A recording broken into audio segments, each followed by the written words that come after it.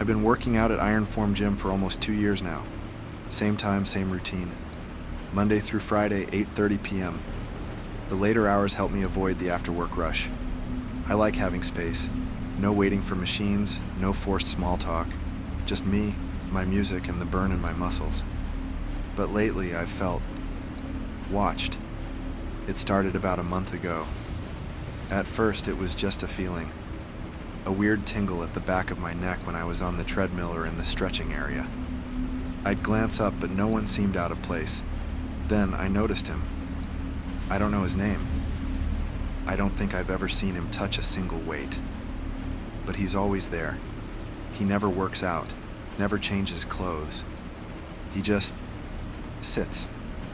At first I assumed he was waiting for someone. A friend, maybe. A ride. But the more I paid attention, the more I realized he only ever watches me. He never stares outright. It's always through reflections. In the mirror by the squat rack. Through the glass of the cardio section. Subtle enough that if I weren't so damn observant, I wouldn't have noticed. But I did. And now, I can't stop noticing. The first time I felt real unease was 2 weeks ago. I was finishing up my workout doing some stretches by the lockers when I caught movement in my peripheral vision. Him.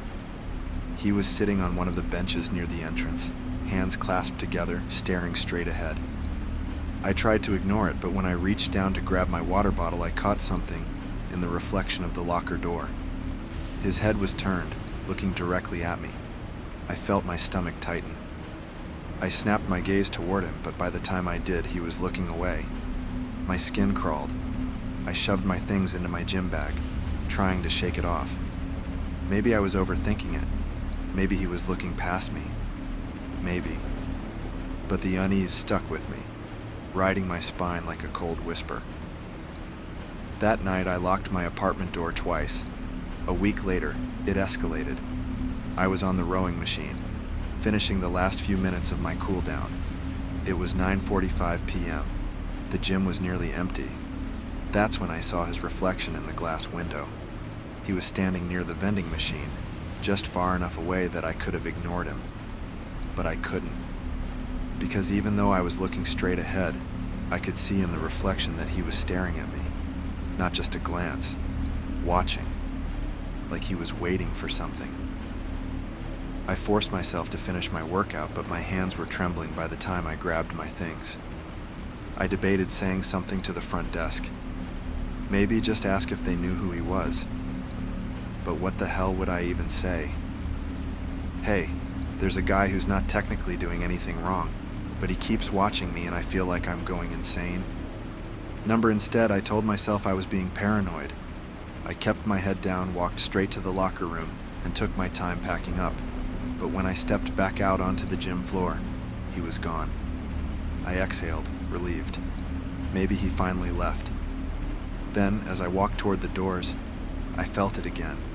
That same tingle at the back of my neck. I glanced toward the row of treadmills by the window, and I saw him, standing outside, in the parking lot, just far enough into the shadows that the streetlights didn't fully reach him. But I knew it was him. He wasn't looking at the gym anymore. He was looking at me. I stopped mid-step. My breath hitched. My first instinct was to turn back, tell someone, do something. But my body was frozen. Because even though he was standing so still, so completely motionless, I could feel something. A wrongness. A tension in the air so thick it felt like the whole parking lot was waiting for me to move first. I did the only thing I could. I clutched my gym bag tighter, forced my feet forward, and walked straight to my car. I didn't run. I didn't turn around. I got in, locked the doors, and drove away. I kept my eyes on the road, but in my peripheral vision, in my mirrors, I swear, I could still see him standing there, not moving, not leaving, just watching. I didn't go to the gym the next day, or the day after that. I told myself I was just taking a break. My legs were sore, my body needed rest, and besides, I had plenty of workouts I could do at home. But that was a lie. The truth was, Every time I thought about walking back into iron form, I felt my stomach twist. I kept replaying that moment in the parking lot over and over again. The way he stood there, perfectly still. The way I could feel his gaze even when I wasn't looking. It was paralyzing. For 2 days, I debated telling someone, a friend, a coworker, hell, even the gym staff. But every time I tried to put it into words, it sounded stupid. There's a guy at my gym who watches me but doesn't do anything. They'd tell me to ignore him, to stop being paranoid. And what if they were right? What if I was just making something out of nothing? So, on the 3rd day, I convinced myself I was overreacting. I went back. I stepped into the gym at 8:30 p.m., my usual time. Everything looked normal. The hum of machines, the smell of sweat and rubber, the faint beat of music from someone's earbuds as they curled dumbbells in front of the mirror. I took a slow breath. Maybe I'd been imagining it. Maybe the lighting in the parking lot made him look scarier than he really was. I made my way to the squat rack, feeling the tension in my chest ease with every passing second. He wasn't here. I loaded the bar, got into position, and started my first set. By the time I was on my 3rd rep, I was starting to believe it. Maybe I'd gotten worked up for nothing. Maybe he'd never even been watching me. Maybe a flicker of movement in the mirror. I nearly dropped the bar. I steadied myself, breath catching in my throat. I didn't turn around. Instead, I let my eyes follow the reflection. And there he was, sitting on the same damn bench near the entrance, like he'd never left. The tension snapped back into my body like a rubber band. I forced myself to keep moving, pretending I hadn't noticed. One more set, then I'll leave. I did my reps fast, too fast. I barely hit depth on the last one before racking the bar and grabbing my water bottle. My hands were shaking. I glanced in the mirror again. He was still there. But this time, he wasn't looking at me.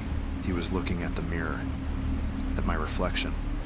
A slow, ugly chill crawled down my spine. I needed to get out of here.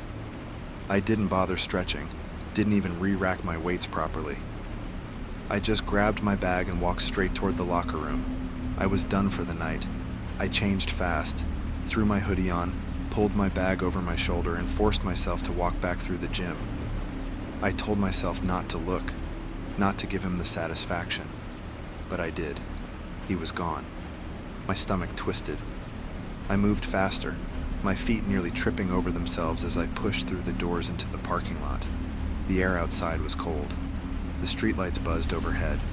I took a shaky breath. No one was here. Maybe he left. Maybe I really was overreacting. I started toward my car, keys already in hand. Then, a crunch. A footstep. Behind me. I felt my pulse slam into my throat. I walked faster. Another step. I clutched my keys so tight my knuckles ached. Don't run. Don't panic. I hit the unlock button on my key fob. My headlights blinked. Just a few more steps. Breathe. Then I heard it. A voice. Not loud, not a whisper, just close enough to hear. Why are you in such a hurry? I nearly dropped my keys. The voice was right behind me. I yanked open my car door, heart hammering so hard it made my ribs ache. I threw myself inside, slammed the door shut, and locked it. My breath came ragged. I couldn't stop shaking. Slowly, I forced myself to look up. Through the windshield, through the parking lot. But he wasn't there. The lot was empty, like he'd never been there at all. I sat there for a full minute, gripping the wheel with white-knuckled hands. Then finally, I started the engine. I didn't look back. When I got home, I locked my door. Then, just to be sure, I wedged a chair underneath the handle. I told myself I was fine, that he was probably just some weird guy who wanted to mess with me, that it wouldn't happen again. But even as I curled up under my blankets, safe in my own apartment, I couldn't shake the feeling. That moment in the parking lot, that voice, the way it sounded closer than it should have been, like he'd been standing right behind my ear. I didn't go back to the gym. For the first time in 2 years, I broke my routine. I told myself it was temporary, just a short break, a week maybe, just until I stopped feeling like I had to look over my shoulder every 5 seconds. But the truth was, I had no plans to ever step foot in Ironform again. Not after the parking lot, not after his voice. I couldn't stop replaying it in my head. Why are you in such a hurry? It hadn't sounded angry, hadn't sounded playful. It had been flat, emotionless, like he wasn't asking a question, just stating a fact. And the worst part? I hadn't heard him walk up. I'd felt like I was being followed, but the moment he spoke, it was like he had appeared behind me out of nowhere. Like he had been right there the entire time, waiting. I didn't tell anyone, not my coworkers, not my friends. Because what was I supposed to say? Hey, there's this guy at my gym who never worked out, just watched me, then followed me to my car and said something creepy. And now I feel like I can't sleep without checking my locks 5 times. I'd sound paranoid. So instead, I tried to move on. Tried to act like nothing had happened, but something had changed. It started small. Little things I convinced myself were coincidences. Like footsteps behind me when I walked from my car to my apartment. Like the elevator door opening right as I reached for the button, even though no one was inside. Like the feeling of being watched when I unlocked my front door. I chalked it up to nerves, my brain playing tricks on me. But deep down, I knew. I felt it. That same quiet tension I felt at the gym. Like the world around me had gone too still. Like I wasn't alone. It wasn't until a week later that I saw him again. And when I did, I stopped breathing. It was Friday night. I got home late from work, exhausted, head pounding from back-to-back meetings. I threw my bag on the couch, kicked off my shoes, and walked straight to the kitchen. I turned on the sink, letting the water run. And that's when I saw it. His reflection. Outside my window. I froze, my stomach plummeting. For a second, my brain didn't understand. My apartment was on the 4th floor. There was nothing out there, just my balcony. I stood there, hands gripping the counter. My eyes locked on the glass, not daring to blink. But the longer I stared, the clearer it became. A figure, a man, standing on the ground below my balcony. He wasn't moving, wasn't looking up, just standing there, right in the middle of the sidewalk, facing my building, facing me. I turned off the sink. The silence that followed was deafening. I swallowed, throat dry. He wasn't looking up at me. He was just standing there, staring ahead. At first, I told myself it wasn't him. It was too dark to tell. But I knew. Even from 4 floors up, even from behind the glass, I knew. I stepped back from the sink, heart pounding. I didn't want to call the police because what would I even say? There's a man standing on a public sidewalk. It wasn't a crime, but it felt wrong. Because he wasn't moving. He wasn't walking past, checking his phone, waiting for someone. He was waiting for me to see him. I turned away from the window and grabbed my phone. My hands were shaking. I dialed the building's front desk. It rang twice. Then, hello? I cleared my throat. Hey, I live in 4C. I think there's a guy standing outside the building, and I just wanted to... Yeah, we saw him. I felt my chest tighten. My fingers clenched around my phone. You did? Yeah, he's been there for a while. A long pause.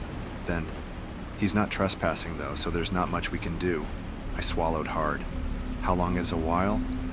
The line was quiet. Then the guy sighed. Since about 8:30, I nearly dropped the phone. It was 10:45. He had been standing there for over 2 hours. I forced myself to take a breath. Can you see him on the cameras? Another pause, then, yeah, he's still there. My stomach nodded. I licked my lips. Does he look familiar? Not really. Another pause. Then, but he hasn't moved since we first saw him. My breath hitched. I turned back to the window. He was still there. Exactly the same, standing perfectly still, like he knew I was watching, like he was waiting. I gripped the phone tighter. Can you tell if he's looking up? Another pause. Then the guy on the phone laughed, but it wasn't a real laugh. It was nervous, uneasy. Nah, he's not looking up. A beat of silence. Then, but he's smiling. I didn't sleep that night, even after I closed the blinds, even after I triple-checked the locks, even after I curled up under my blankets. I felt him down there, standing, smiling, waiting. Every creak of the building, every shift in the wind, every passing car made my pulse spike. My body was wired with exhaustion, but my mind wouldn't shut off. What was he waiting for? What was he planning?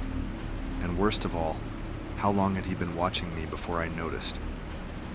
By the time the sun came up, I still hadn't slept. When I finally got the courage to peek through the blinds, the sidewalk was empty. No sign of him, no lingering presence. But the relief was paper thin, because he was gone now. But what about tonight? I called in sick to work. Not that I was actually sick, but I felt like I was. Like something inside me was fraying at the edges, ready to snap.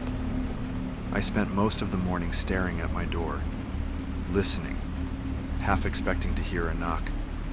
But the day passed quietly. And by the time night rolled around, I was starting to believe maybe it was over. Maybe he had moved on. Maybe I could breathe again. Then, at 2:12 a.m., I woke up to a sound that turned my stomach to ice. A tap, light, deliberate, coming from the front door. I bolted upright, heart hammering in my chest. For a second, I wasn't sure if I'd imagined it. Then, tap, tap. My entire body locked up.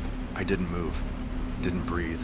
I just sat there, blankets clutched to my chest, my pulse a deafening roar in my ears. Another tap, softer, like whoever was on the other side was testing, feeling out the weight of the door. My throat closed. I reached for my phone on the nightstand, hands shaking so hard I almost dropped it. I pulled up the building's front desk number and called. It rang once, twice, 3 times, then voicemail. I hung up, dialed again. Nothing. I swallowed, forcing myself to slide out of bed, my feet silent on the floor. I crept toward the door, step by step, listening. Silence. For a second, I thought maybe he was gone. Then, a new sound, the doorknob jiggling. My breath hitched. It was soft, careful. Not someone breaking in, someone testing, checking how much resistance the lock would give. I took another step back. Then, a whisper. So quiet I almost didn't catch it. "You awake?" My vision blurred. I stumbled back another step, clamping a hand over my mouth, chest rising and falling too fast. Then louder, "I know you're in there." I spun, ran to the kitchen, grabbed the biggest knife I had. By the time I got back to the hallway, the doorknob had stopped moving.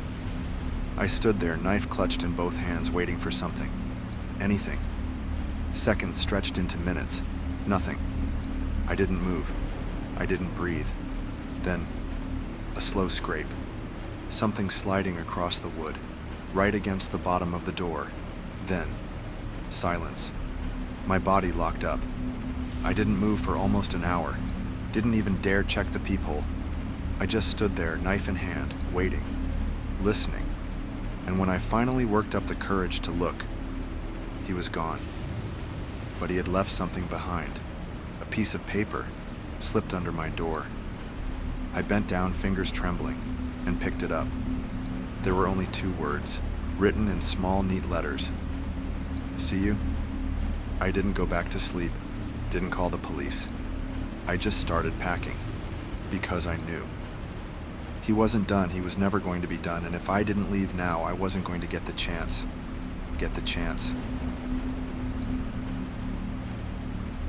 I wasn't supposed to stop, I knew better.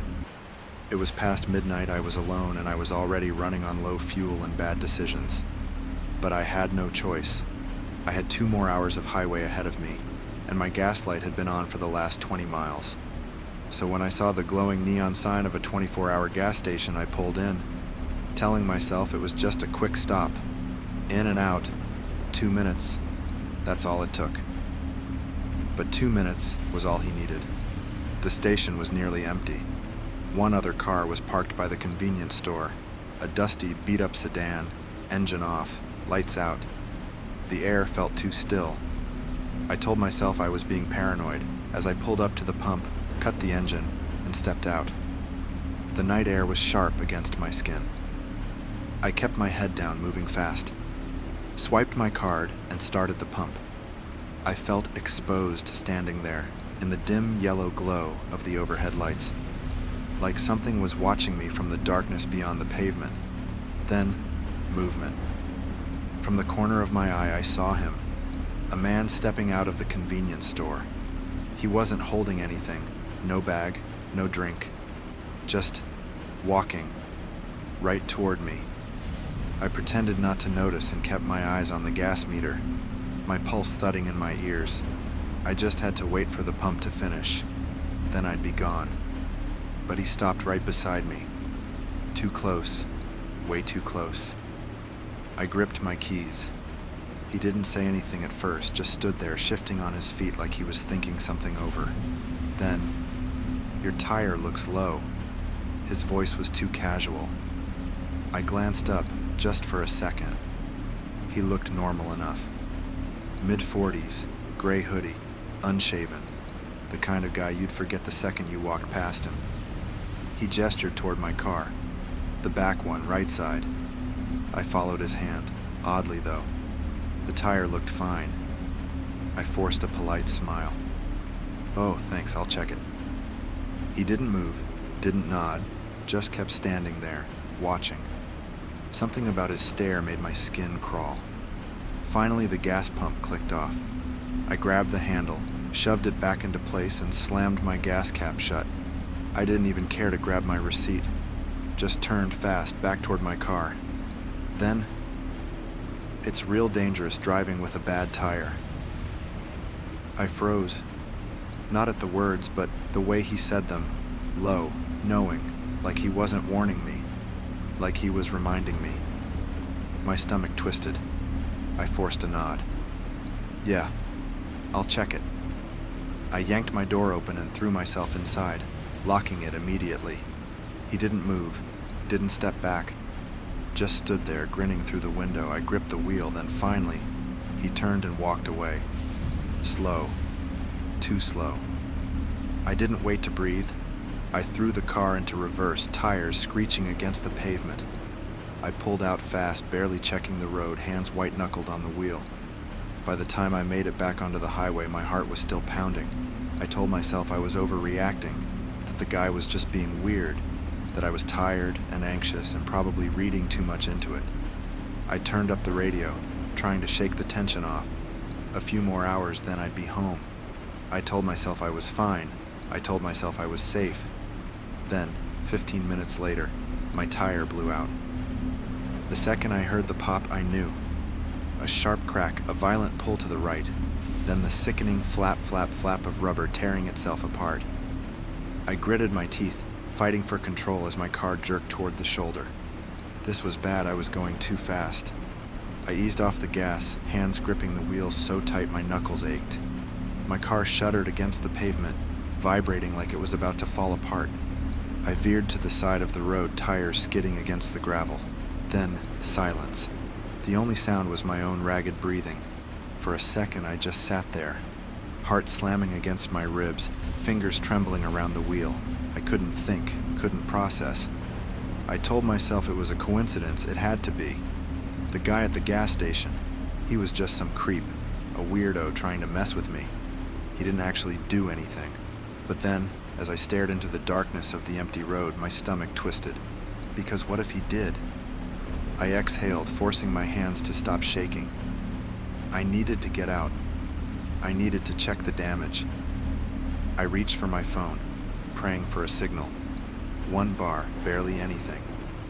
I swallowed, forcing myself to move one step at a time.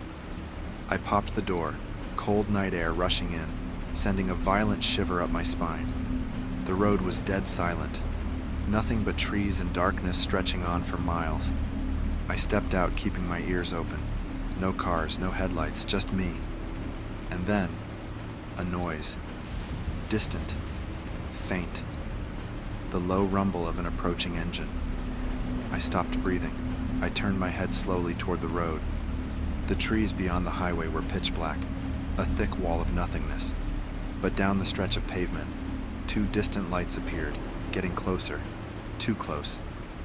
I froze.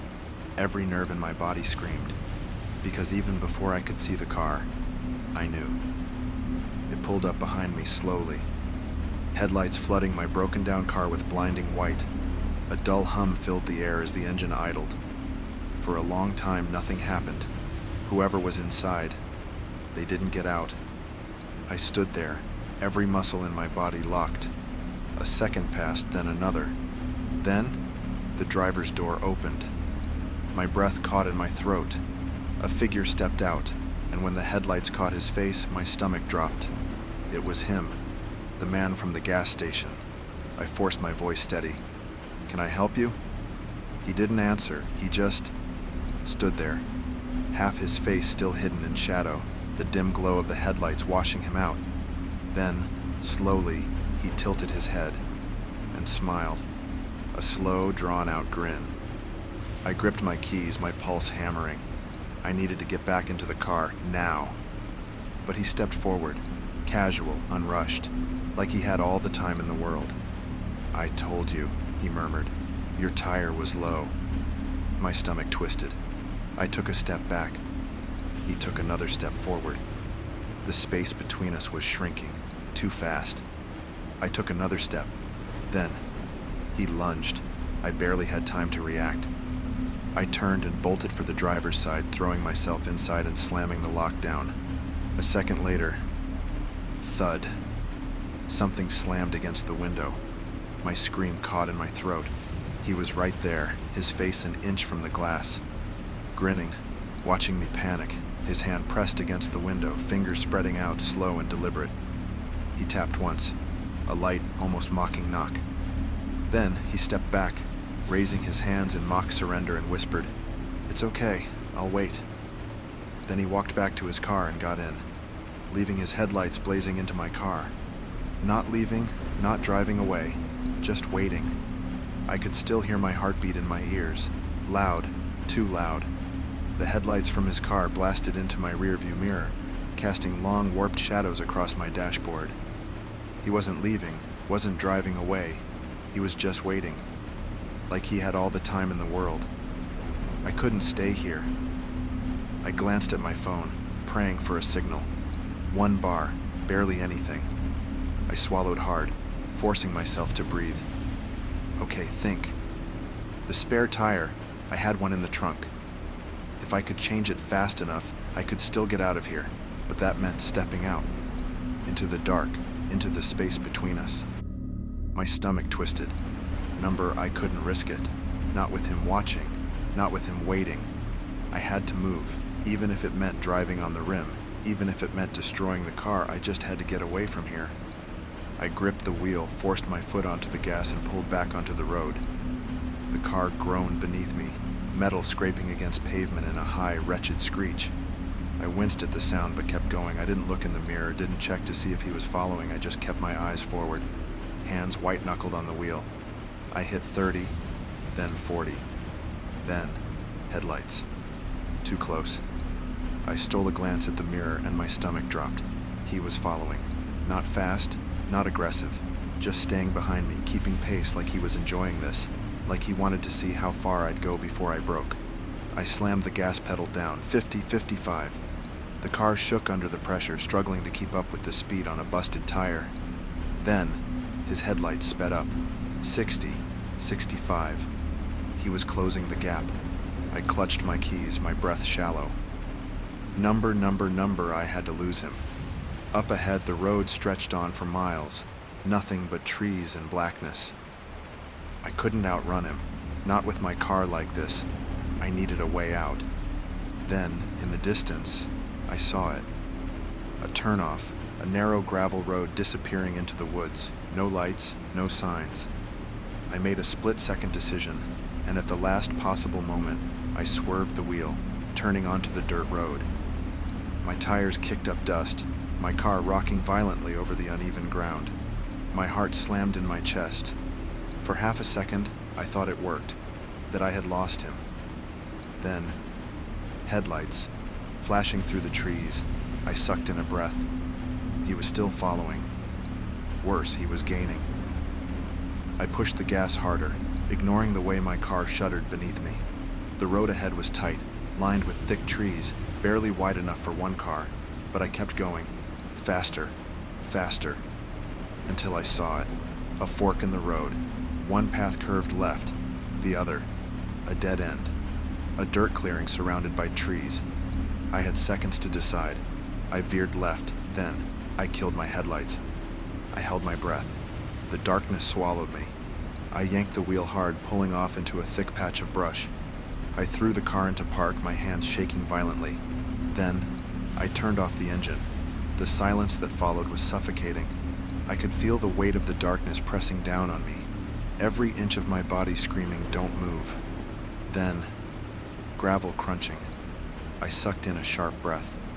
The sound was slow, steady, the sound of tires rolling over the dirt. Then, through the thick trees, I saw them. His headlights. Rolling past the clearing, slow, too slow, like he was searching, hunting. I clenched my fists, heart slamming into my throat. Don't look, don't look. His car crawled past the fork, creeping toward the dead end. A long, agonizing moment passed. Then, his headlights turned off. My stomach turned to ice, because now I couldn't see him, couldn't hear him, didn't know if he was still in the car, or if he was on foot looking for me. I didn't move. I barely breathed. The darkness stretched out in front of me, pressing against my windshield like a solid wall. Somewhere beyond it, he was waiting, or worse, he was moving. The silence was suffocating, thick and absolute. My fingers were locked around the steering wheel, my body frozen, my mind racing through every possible way this could end. I couldn't stay here forever. If he was still in his car, he would eventually get out, and if he was already on foot, I was even more screwed than I thought. I reached for my phone, fingers trembling so hard I almost dropped it. No signal. Of course. I clenched my jaw, forcing back the rising panic. I had two choices. I could sit here and wait for him to make his move, or I could try to get back to the main road even if it meant destroying my car in the process. I chose the second option. My hand barely reached the ignition when something tapped against my window. A slow, deliberate knock. My entire body seized up. I didn't look. I couldn't. I didn't need to see him. I could feel him standing just inches away, separated only by a thin sheet of glass. My breath hitched, my chest locked up, and for the first time in my life I understood what it meant to be paralyzed with fear. Then I heard it. A voice, low, amused.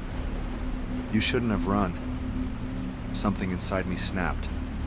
I turned the key, my engine roaring to life. The second I threw the car into reverse, something slammed against my window hard. I screamed, my tires spinning against the dirt as I yanked the wheel. My car lurched backward, bouncing over rocks and branches, the smell of burning rubber filling the air. My headlights flickered, illuminating the trees just long enough to see. He wasn't alone. There was another figure standing just beyond the tree line, watching, waiting. I didn't have time to process it.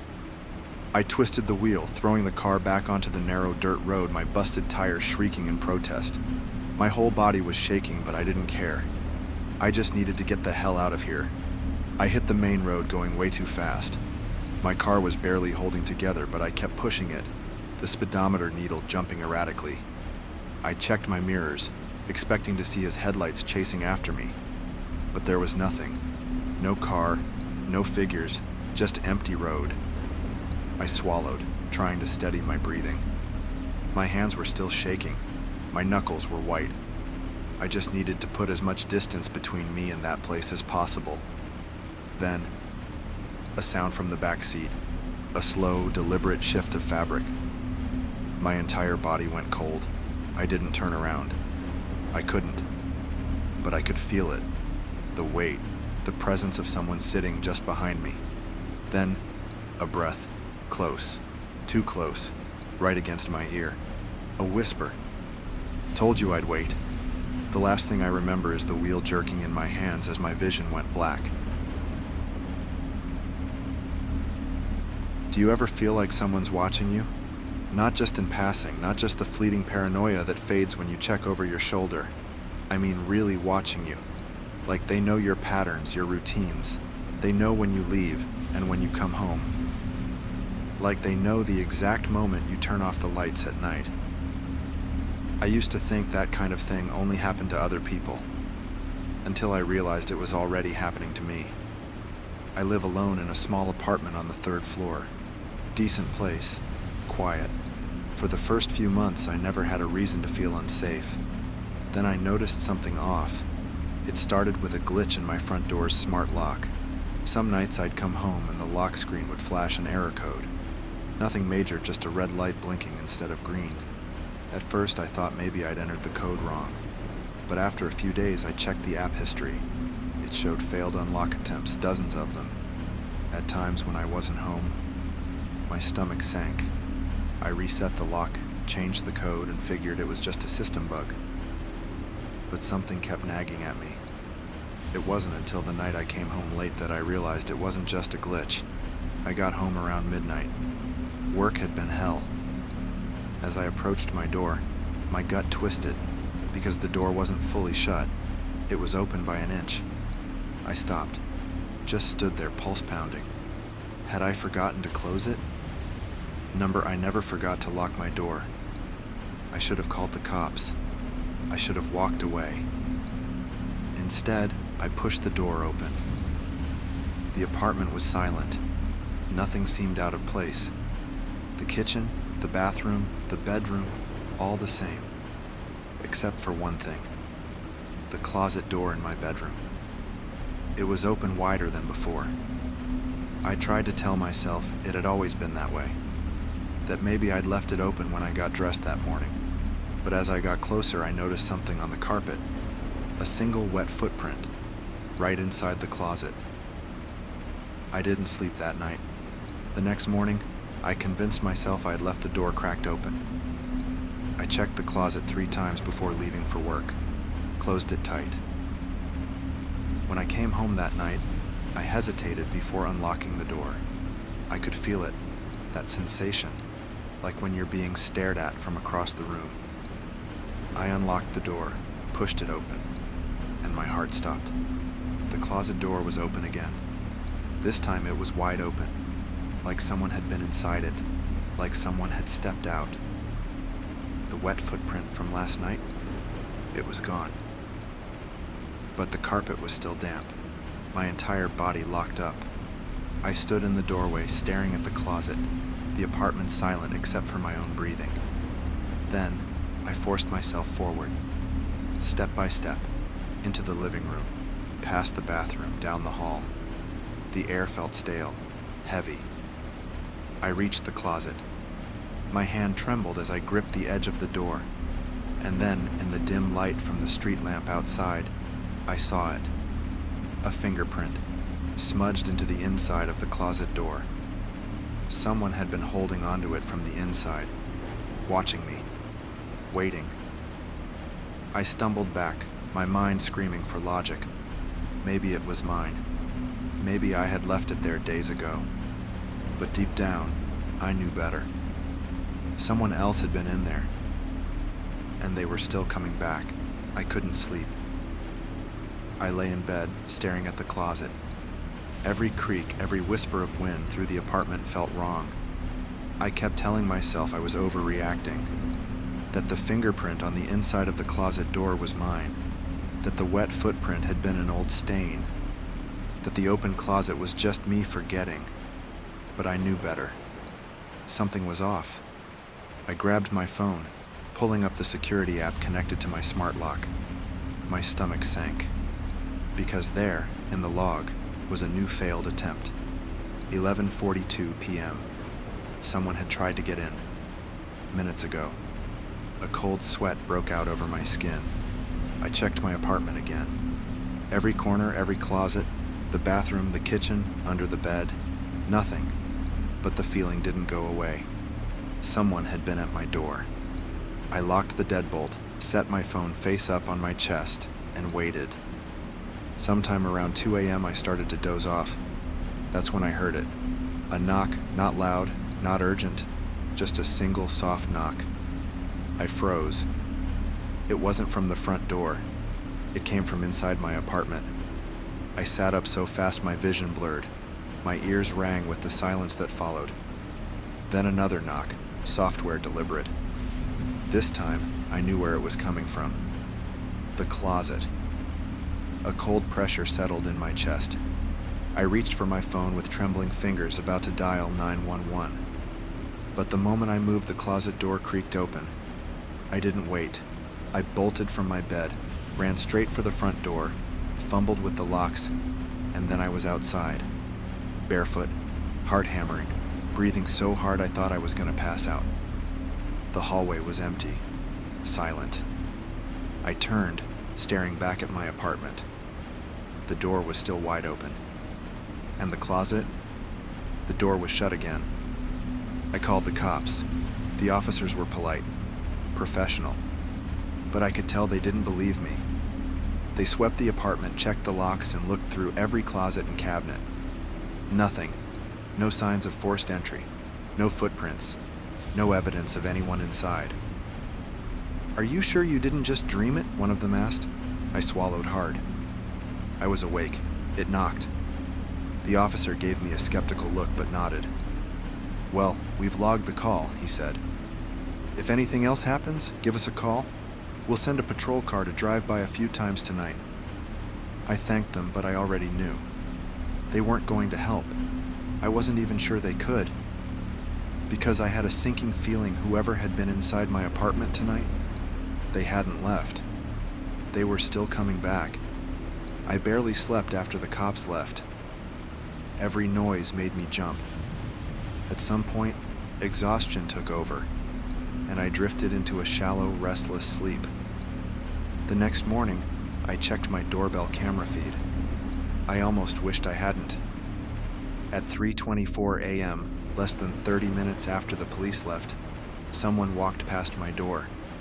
They didn't knock, didn't try the handle, just stood there. Their head was tilted slightly to the side like they were listening, like they were waiting. Then, after a full minute, they turned and walked away. I watched the clip 3 times.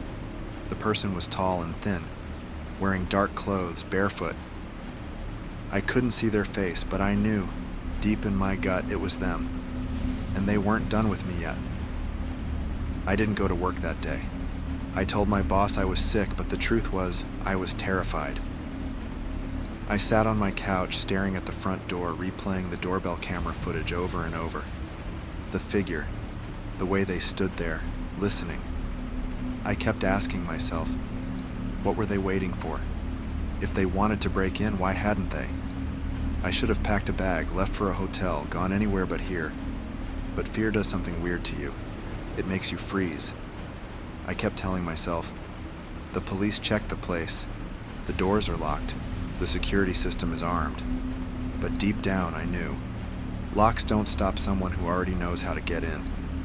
By noon, I had almost convinced myself I was safe. Then my phone buzzed. A delivery notification. I hadn't ordered anything. Cautiously, I checked the peephole. There was a small package sitting outside my door. No return address. I stared at it for a long time. I wanted to ignore it. Leave it there. But I couldn't. With shaky hands, I cracked the door open, grabbed the package, and brought it inside. It was light. No label. I peeled back the plain brown wrapping. Inside was a single Polaroid. I turned it over and my breath caught in my throat. It was a picture of me, sleeping, in my bed. My mind recoiled. I dropped the photo like it had burned me. My hands were shaking. My heart was hammering in my chest. I forced myself to pick it up again, studying it closer. It wasn't from last night. In the picture, I was wearing a different shirt. This wasn't recent. Whoever had taken this had been inside my apartment before, and I had never even known. I couldn't think, couldn't breathe. My first instinct was to call the police. But before I could, my phone buzzed again. Unknown number. I hesitated, my thumb hovering over the screen. Then before I could answer, it stopped. A voicemail notification popped up. I pressed play. At first, there was nothing, just silence. Then a faint sound, breathing slow, deep, controlled. Then a whisper, so soft I barely caught it. I like watching you sleep. I threw my phone across the room. They were inside again. My entire body felt like it was burning. I grabbed my keys, my wallet, my phone. I needed to get out. I threw open the front door and stopped cold. The closet door. It was open again. Not wide, just barely ajar, like someone had just stepped out. My breath came in short, panicked bursts. I reached for the front door handle, ready to bolt. Then, a sound from inside the closet. A soft, slow exhale. Someone was still in there, watching me, waiting. I ran. I didn't stop running until I reached my car. I jumped inside, locked the doors, and sat there shaking. My mind was screaming at me to drive, but I couldn't move. I kept staring at the apartment building, expecting to see someone watching me. I checked my phone. My hands were shaking so badly that I almost dropped it. I pulled up my security camera feed. The footage was still live. The camera in my living room showed nothing. The front door, still open. The closet, still cracked open just an inch. I knew with absolute certainty that if I stepped 1 foot back inside, I wouldn't come out. I don't even remember how I got there, but at some point, I ended up at a cheap motel on the outskirts of town. I paid for a room in cash, no credit card, no ID. I didn't want them to know where I was. I locked the motel door, bolted it, and shoved a chair against the handle. Then I just sat there, waiting, listening. I didn't sleep. I couldn't. I kept thinking about the photo, about the whisper on the voicemail, about the breathing inside my closet. I kept picturing it, a shadow in the dark, standing just inches from me while I slept. The night passed without incident, but I knew this wasn't over. The next morning, I did something I should have done a long time ago. I called a locksmith. I told them I needed every lock changed. Front door, windows, balcony, everything. I was done being afraid. By the afternoon, I was standing outside my apartment, my heart hammering in my chest. The locksmith was inside, changing the locks. Everything was going to be okay. Then he called for me. I stepped inside. He was standing in my bedroom, pointing at the closet. "Sir, you need to see this." I stepped closer and froze. The back of my closet, the panel behind where my clothes were hanging, was loose. The locksmith had pushed it aside, revealing a hidden crawl space, a tunnel. It led straight down, into the walls, and beyond that into the building itself. A pathway, a way in. I felt like I was going to be sick.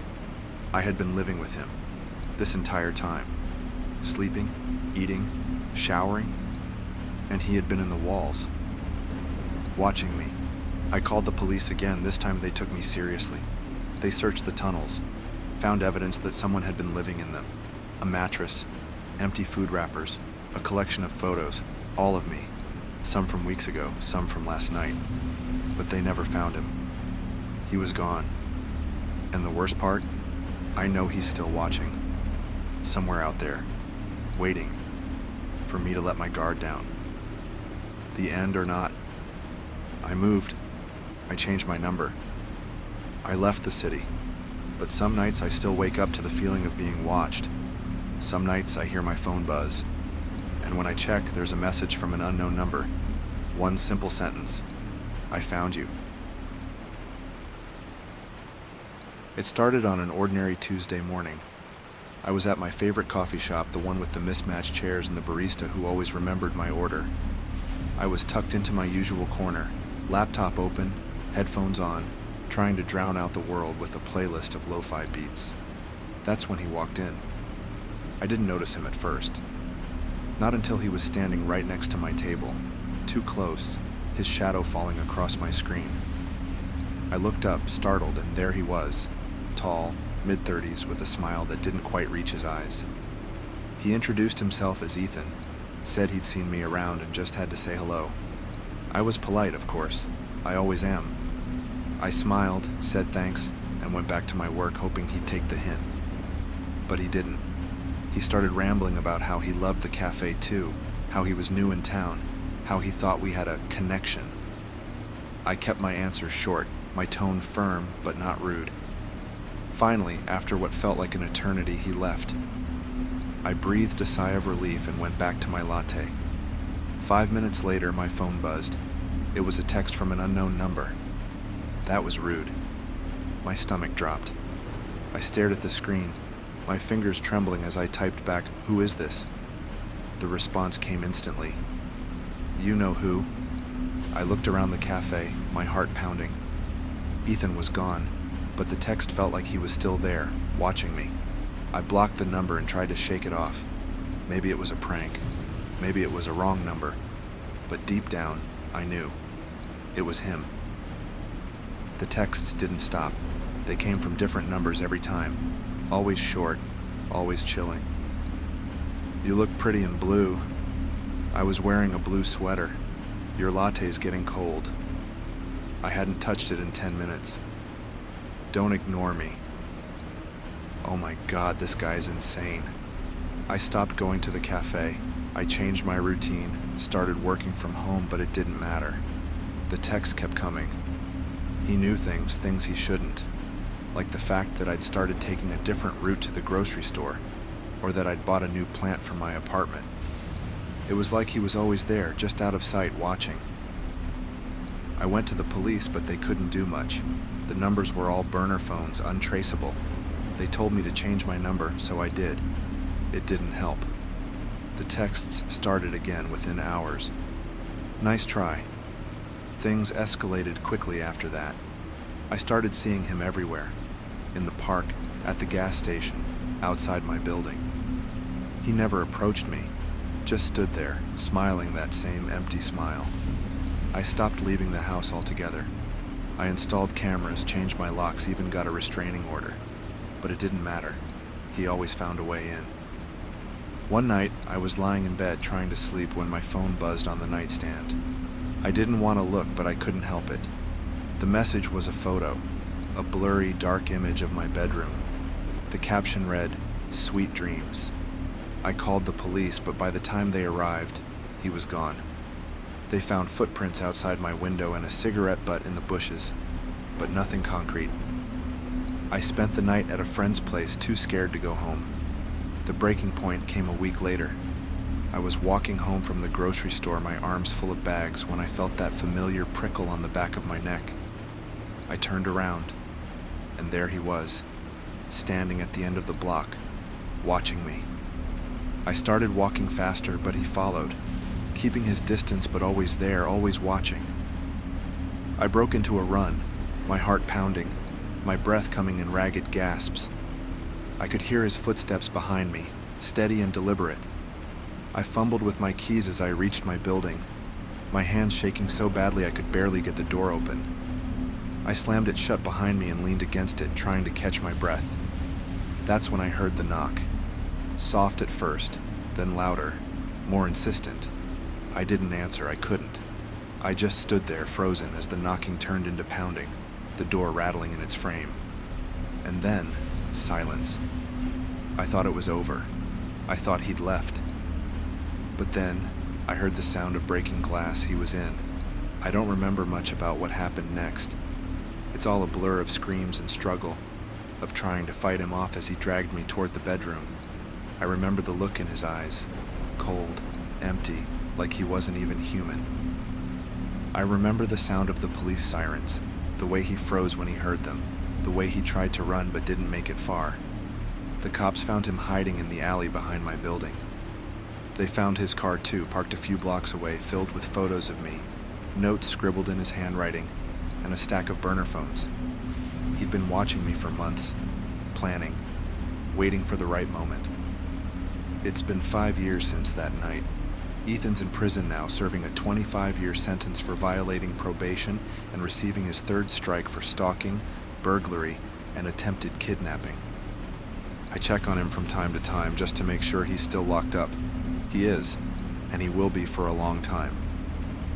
I moved to a new apartment, changed my number again, and started therapy. It took a long time to feel safe again, to stop jumping at every shadow, to stop checking over my shoulder every time I walk down the street. But I'm getting there. Slowly. Sometimes, late at night, I still think about him. The way he smiled, the way he watched me, the way he whispered my name like it belonged to him. But then I remind myself, he's gone. He can't hurt me anymore.